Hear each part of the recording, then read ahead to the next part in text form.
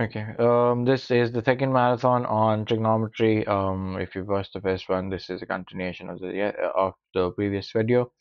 I am going to solve another 10 questions. Let's jump into the questions right away. It says, express the equation 3 sine theta equals to cos theta in the form tan theta. So I think that's simple. I just bring cos theta to this side, and that leaves the 1 on the other side. And then I can say that tan theta is basically 1 over 3. It's part 1. And it says solve the equation. Okay, so I think I can solve that too. This is quadrant 1 because this says from 0 to 180, so I can just do quickly quadrant 1. I think my calculator is not in degrees. Let's change that. So tan inverse of 1/3 gives me alpha as 18.4. So quadrant 1 equals to theta equals to 18.4. Part 2 says 3 sine square x equals to sine square 2x equals to cos square 2x. Okay, so this should become tan square 2x equals to 1/3, like in the previous question. The difference that I have here is that I now need to take a root on both sides and say that tan 2x equals to root 1 over 3 with a plus, and tan 2x with a root minus 1 over 3.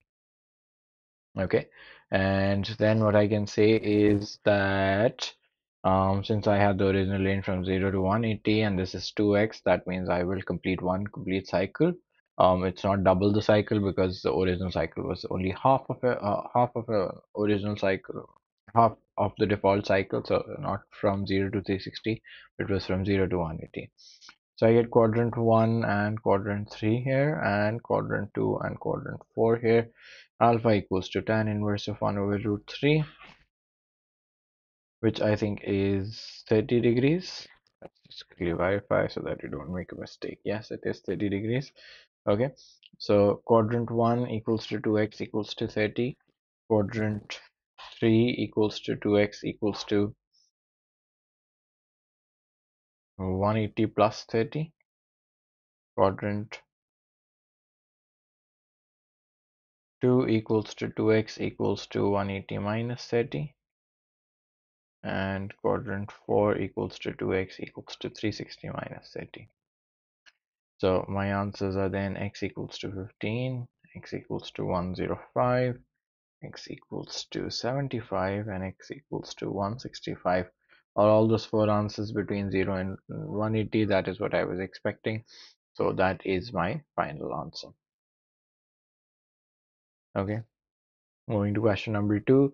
It says prove the identity tan x plus 1 over sin x tan x plus cos x equals to sin x plus cos x. So I take the left hand side, of course.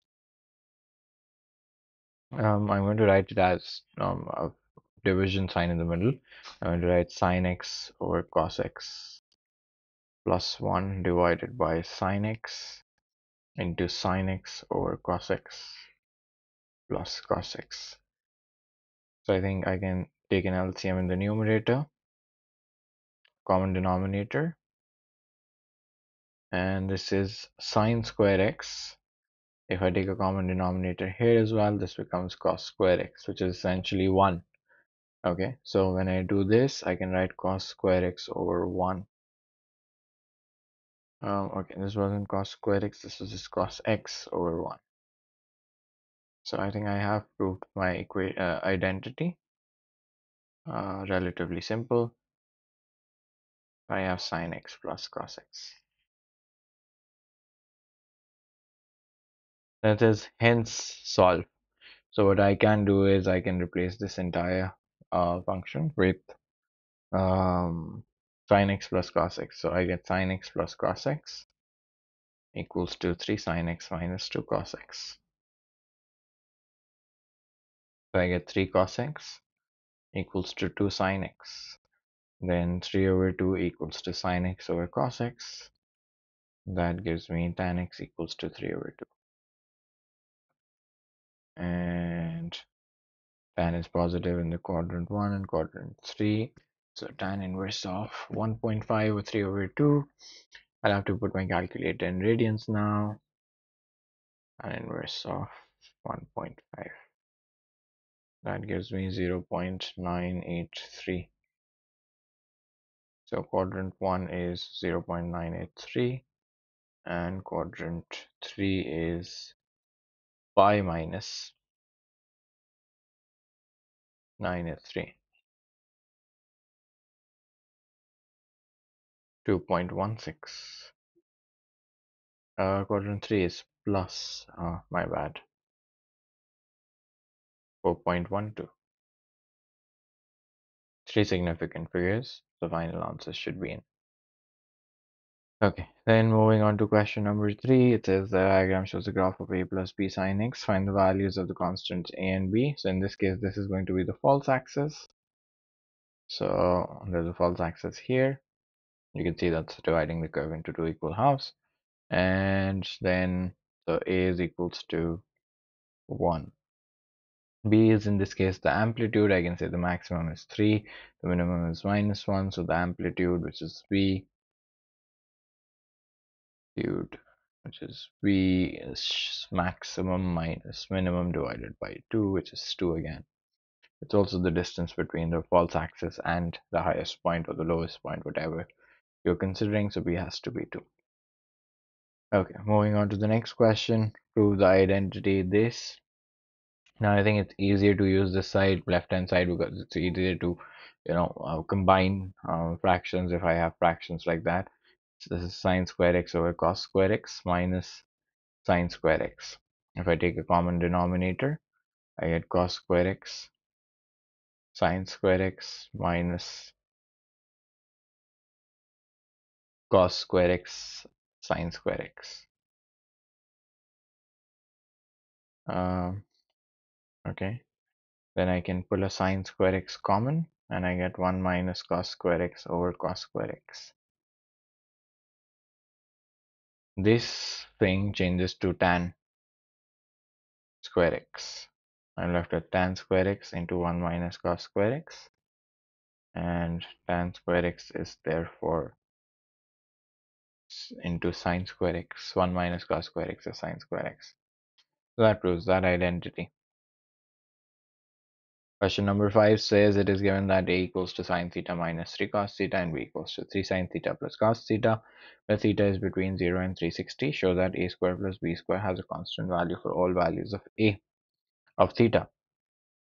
Now, a square plus b square. Okay, it's telling you that you need to show a square plus b square, so it's asking you to do this. T cos theta. What it's asking you to prove is that it has a constant value.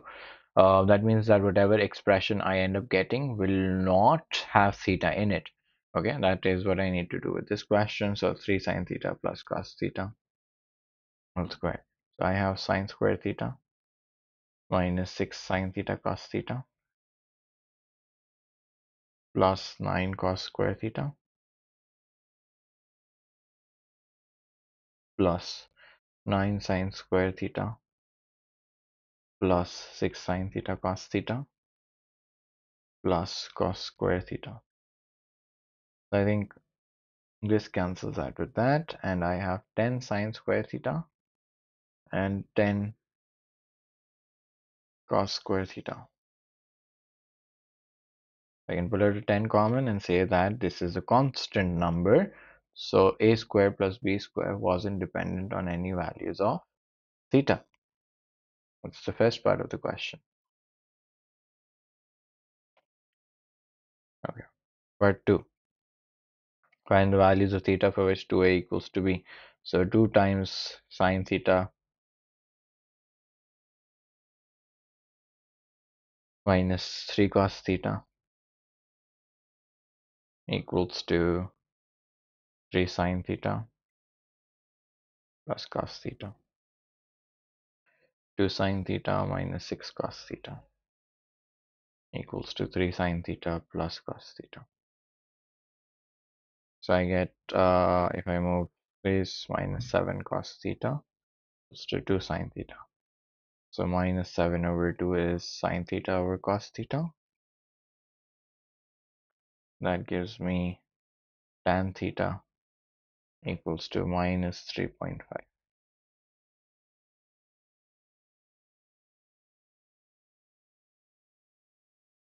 Quadrant 2 and quadrant 4. So alpha equals to tan inverse of 3.5.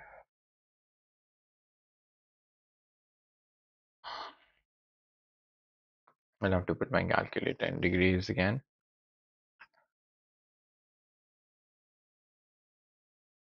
I'm not sure if I made a mistake in writing down something. Oh, that was 2 sine theta. So this should be sine theta.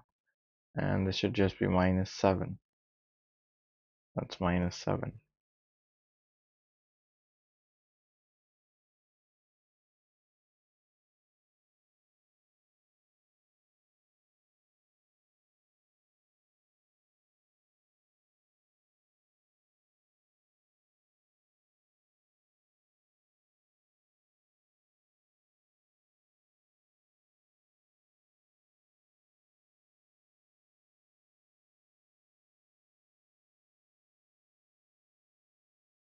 Okay, so 81.8. Then quadrant 2 is theta equals to 180 minus 81.8. That's 7. So it's 180 minus 81.8 should give me 98.2. Okay, let me check if it was 81.9 basically. So 81.9, so 98.1. Okay, that should be my answer. Yeah, 98.1. And then quadrant 4 is theta equals to 360 minus 81.9 to 78.1. Okay, let's sketch the graph of y equals to 2 sine x. I'm going to quickly sketch that graph. You can draw the table on the calculator. I remember the values. It's a simple transformation of 2 units at a stretch. So I remember my graphs very well. So I'm going to draw them directly without waiting for the calculator values. You can of course use your calculator to do that. Approximately here and here. So my graph of tan x, sin x looks like this. I think that's too low. Okay, that should be here. So that's 2. So that's pi over 2. That's pi, that's 3 pi over 2, and that's 2 pi. Okay, that is there. By adding a suitable straight line to your sketch, determine the number of real roots of the equation. Now, what you have to understand is that some equation got solved simultaneously and gave you these two sides. Now, if you want to use the graph, what you need to do is have 2 sine x on one side, and then you can say that it's equated to another line. So what I'll have to do is I'll have to move pi from here and say that this is pi over pi minus x over pi. So the line that I'm looking at is the line, one of these curves is of course y equals to 2 sine x, and the other curve will be y equals to 1 minus x over pi. Now 1 minus x over pi is basically a straight line. Okay, so I'm going to add this straight line. How do you draw a straight line? You can pick up any 2 points and mark them on the um, axis and then get your answer. I can obviously see that if I were to think about y equals to mx plus c, this is c. Or I can simply say that when I plug in x as 0, that's the first point that I've taken here. That's the start of the axis. So I get y equals to 1. So my line is basically starting from y equals to 1. That's this point. Okay, so I'm starting from this point. What other value will I take? It's best to take another endpoint. So I'm going to say that instead of x, I'm going to plug in 2 pi. So I know where the endpoint is. So it's at minus 1. So I know that the line ends at about here. So I'm going to draw that line, and it says by adding a suitable line. So I've added a suitable line. So I'm going to say that it should actually pass through this point. So wherever it reaches after that. Okay, that should be your -1. Okay, so I need to determine the number of roots. So there are three intersection points. Therefore, there are three roots of this equation because this equation was essentially made up of two graphs. So state the equation of the line. I've already stated that. How many roots? Three roots. Okay, moving on to the next question. It says show that the equation 2 sine x plus tan x plus 3 can be expressed as this. So I need everything in cos x. So I'm going to start changing. I can't change sine x, but I can change tan x, and that gives me something to work with equals to 0. So 2 sine square x over cos x equals to -3. 2 sine square x to -3 cos x to 1 minus cos square x instead of sine square x, and I get 2 minus 2 cos square x.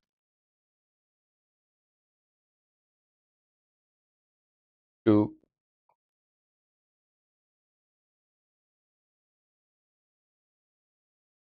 Okay.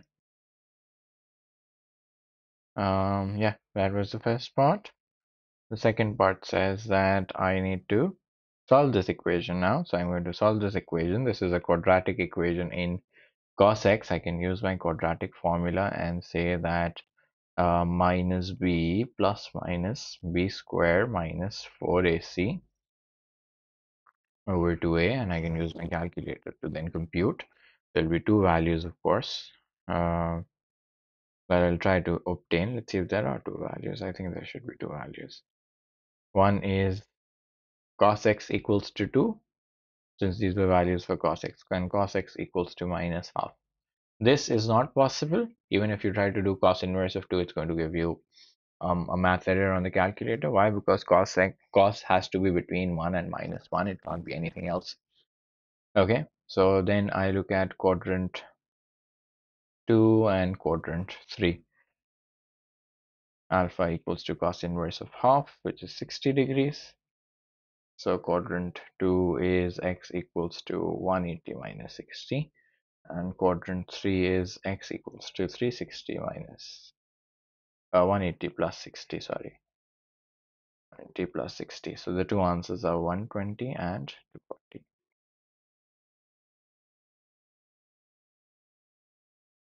Okay, question number 8. It says the equation of a curve is y equals to 2 cos x. Sketch the graph of y equals to 2 cos x for x is between minus pi and pi, stating the coordinates of the point of intersection with the y-axis.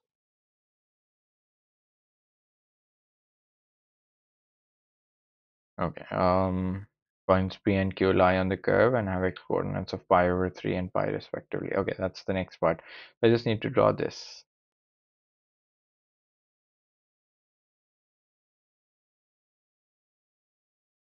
Okay, it's both on the negative and positive side, so I'm going to draw this in the center.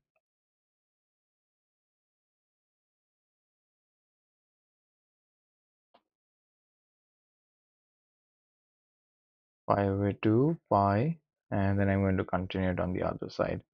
Okay, that's 1 and that's 2. Okay, so looks something like this from the, it's also -2. Okay, you can draw the table on the calculator and then try to compute. I remember my values, I'm doing it directly. Okay, so that is the graph that I'm looking at for between minus pi and pi, stating the coordinates of the point of intersection with the y-axis. So the point of intersection with the y-axis is basically 0, 2. Yeah, it says point P and Q lie on the curve and have coordinates of pi over 3. So P and Q should be somewhere here at 60 degrees. Okay, they're at pi over 3. Okay, technically here, though, I think. Okay, so one of them is P and the other is Q. Oh, okay, sorry. Pi and pi over 3. So one of them is P and at pi respectively. So this point is Q then. Find the length of PQ correct to one decimal place. So I'll need the y coordinates, and then I can, sort of put in the length formula and get that done with. Not such a difficult question. Cos pi over 3. Cos pi over 3 is half, so y equals to 1. So my coordinates are 1, pi over 3 comma 1, and y equals to 2 cos pi. Cos pi is minus 1, so that gives me minus 2. So I have coordinates pi comma minus 2. What is the length of PQ? Um, y2 minus y1 whole square and x2 minus x1 whole square. Let's put that on a calculator and see if we get the correct answer.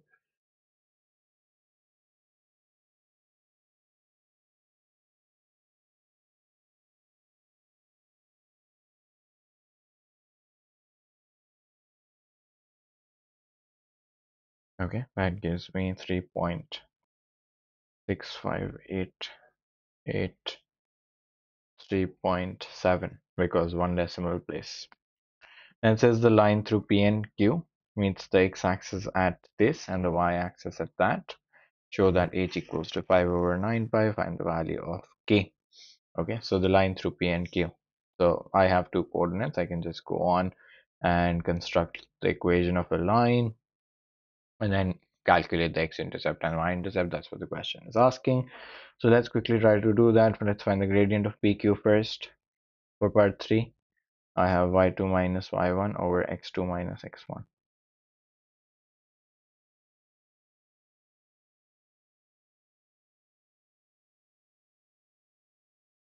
Okay, minus 9 over 2 pi, y minus y1, m x minus x1. Okay, then once I need to put in h and 0, y as 0, and the other I need to put in is, okay, so I'll first put in x as 0 and find out the y-intercept, and find the value of k. Show that h equals to 5 over 9. So I first need to prove h. Let's do that first. Let's put y as 0 first and x as h. So h minus pi over 3. That gives me 2 pi over 9 when I cross multiply this on the other side. Um, and I have h minus pi over 3. What's 2 pi over 9 plus pi over 3? Yeah, that should give me the correct answer. Yes, it gives me h equals to 5 over 9 pi, and that's what was required in the question. And find the value of k. So I have to again pick up this equation. I don't need to simplify this equation. You can simplify it if you want, but it's not necessary. So I go on and find out when I put in x is 0. So I have y equals to minus 9 over 2 pi, 0 minus pi over 3 plus 1. So I have minus 9 over 2 pi into minus pi over 3, 3 over 2, plus 1 is 5 over 2. Okay, that's the correct answer. That's 2.5. Moving on to the last few questions. It says question number 9. The diagram shows part of the curve this. Find the values of the constants a and b. Okay, so this looks like a little challenge, but I know that I can see the false axis somewhere there. So that means that this has to be minus 2. Okay, so a has to be minus 2 because that's the false axis, and I know that I can also see the amplitude here. It's the distance between these 2 points, so b should be 3. I think that should be those should be the correct answers. Yes, those are the correct answers. They honestly, I don't think there's any other way to solve this question because I don't see the x coordinates there.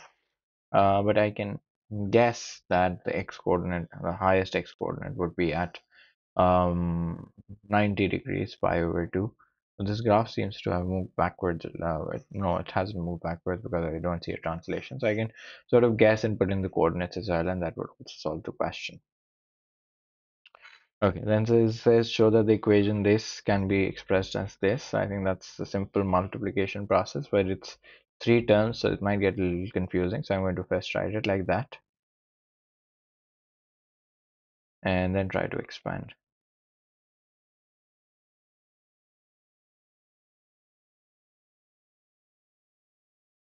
I'm expanding the other side.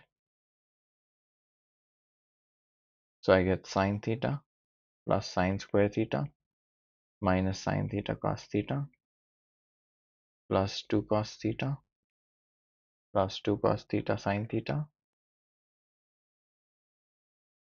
minus 2 cos square theta equals to sine theta. But if I bring these to this side, I can say this is minus sine theta cos theta equals to 0. Do I see something cancelling out? Is a 3, 1, 2, and this cancels out. This cancels out with that. So I'm left with sine square theta plus 2 cos theta minus 2 cos square theta. Okay. So I'm asking you then to express it in the form cos theta. So I'm going to write 1 minus cos square theta plus 2 cos theta minus 2 cos square theta equals to 0. So I get 1 minus 3 cos square theta plus 2 cos theta equals to 0. Moving this to the other side gives me 3 cos square theta minus 2 cos theta minus 1 equals to 0. Then I can use a quadratic to solve this further. I can say that A is 3, B is minus 2, and C is minus 1. So cos theta gives me two values from my calculator.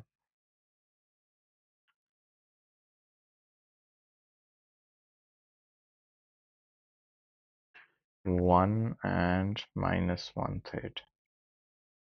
Okay, when I notice the oh, okay, that was part 2. So hence solve the question. Then hence started solving the question. Okay. I see that there is one half a negative cycle and half a positive cycle. So I'm talking about what total quadrants I'm talking about are quadrant 1 and quadrant 2 and negative quadrant 1 and negative quadrant 2. So if I write ASTC, and what I need to notice is that I have both positives and negatives. So I will have to consider both. When is cos theta positive? It is positive in quadrant number 1 and quadrant number 4, but in this case I have negative quadrant 1, and in it is negative in quadrant 2 and negative quadrant 2. So I will have to take out alpha. I've run out of space here, but I'll just move this up so that I create some space. Okay, so alpha cos inverse of 1 is basically 0. Okay, so quadrant 1 is theta equals to 0, and negative quadrant 1 is theta equals to minus 0, which is also 0. Okay, so one of the answers should be 0. Okay, uh, then cos inverse of 1 over 3 is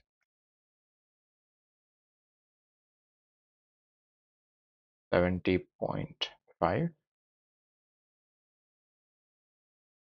So I have quadrant 2 as theta equals to 180 minus 70.5,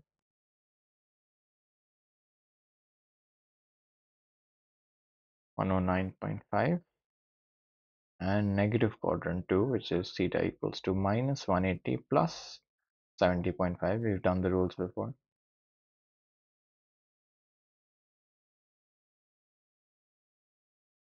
Okay, so the last question says solve the equation 2 cos square theta equals to 3 sine theta. So what I'm going to do is I'm going to convert this into sine square theta and say that this is 2 minus 2 sine square theta equals to 3 sine theta. 2 sine square theta plus 3 sine theta minus 2. Again, I'm going to put this on a calculator and find out what expressions what numbers I get.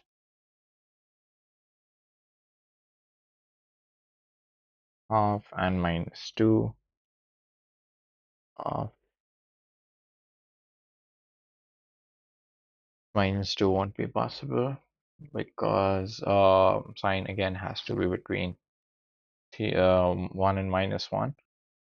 So I'm just going to take this quadrant 1 and quadrant 2 and say that sine inverse of half is 30 degrees. And so quadrant 1 is theta equals to 30 degrees and quadrant 2 is theta equals to 180 minus 30, so 150. And part 2 is a little interesting. It says the smallest positive solution of this. The only thing that's changed is theta instead of n theta. I have n theta instead of theta. So that is something that I need to take care of. So whatever answers I'm getting are answers of n theta, where n is a positive integer is 10. State the value of n and then find the largest solution of the equation. So what I'm going to say is quadrant 1 would be n theta, and that would be equals to 30. This certainly would give me the smallest possible answer, and the question is telling me that the smallest possible of answer for theta in this case would be 10. So I'm going to say that n is therefore 3. What 3 basically then means is that I have 3 cycles to consider. So I need to consider quadrant 1 and quadrant 2, then quadrant 5 and quadrant 6, then quadrant 9 and quadrant 10. Okay, so this is 3 theta, and I got 180 minus 30. If I want to find the largest value, I know that I need to add 360 to this previous answer, and then again 360 to this previous answer to get to my required answer. So my largest possible answer is 360 plus 360 plus 180 minus 30. 360 times 2 plus 180 minus 30, and then that gives me 3 theta equals to 870, and that divided by 3 will give me 290. So that's the third cycle and the last value that I wanted to find. Ultimately, you can see that 3 theta did not make the large answer very large. My answer is still within the range 0 to 360. That is the end of the worksheet, and I will see you with another video soon. Thank you for watching. Please make sure to like and subscribe and comment in the question comment below if you have any questions. Thank you.